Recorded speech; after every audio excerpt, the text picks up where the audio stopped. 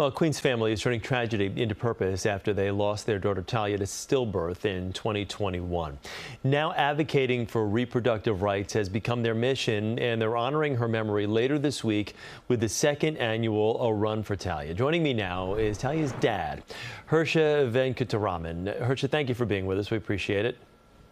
Thank you so much for having me. Can you tell us a little bit about your story and how your loss led you to this advocacy? Yeah, absolutely. So, basically, it started like any other day. We really didn't think anything of it. My wife, Mamta, was 32 weeks pregnant. And up until that point, every checkup was perfect. We felt like we were really on track. We were so excited.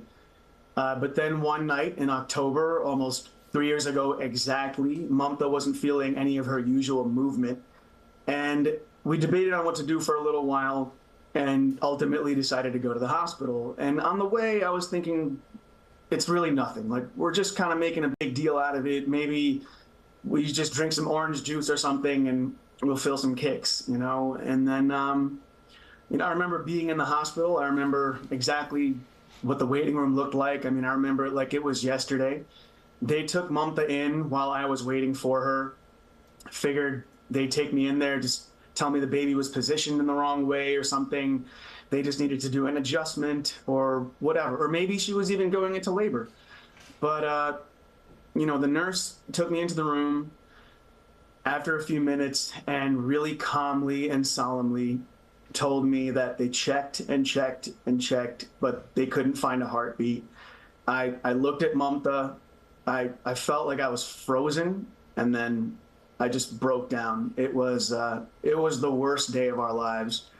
And to follow the worst loss of our lives was all of the pain and suffering that Mamta had to go through with childbirth, because with a stillbirth, you're still giving birth, you're still going through all of those physical difficulties. You're still going into labor, you're still taking that epidural, you're still giving birth, but we didn't have our daughter to take home with us. And it was just every nightmare that I hope no parent should ever have to go through. It was the worst day of our lives. Yeah, I can imagine. And we tend to see moms obviously speaking out a lot about this because, well, especially the husband's role, where obviously we want to take care of them first. But, as dads and as husbands, we grieve too. And this is one of the things that you're highlighting here, is that it's important that men do grieve too, that they're suffering as well.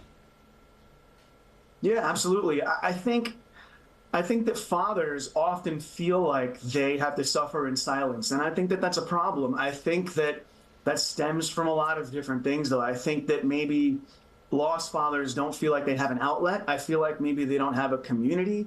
I feel like there's a lot of upbringing within the scope of manlyhood that says you have to kind of keep your feelings in. You have to be the strong one. You have to kind of let it slide off of your shoulder. And I really fundamentally think that all we're doing is hurting ourselves. And I feel like we're also, by hiding what we're feeling, we're not really being the best support for our partners. And I felt like for me, in order to confront my feelings, in order for me to be the best caretaker while my wife was going through, the worst experience of her life, I had to come to grips with what was going on. So I feel like by expressing it, by telling the world, it just becomes more real to me.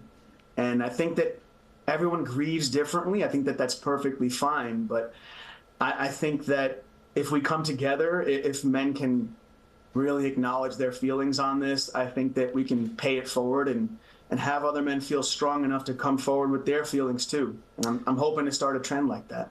It's a move in the right direction, that's for sure. Last year you ran a marathon. This year you're going to be running 50 miles to honor your daughter. Can we talk about Friday's run and the organization that you're raising money for?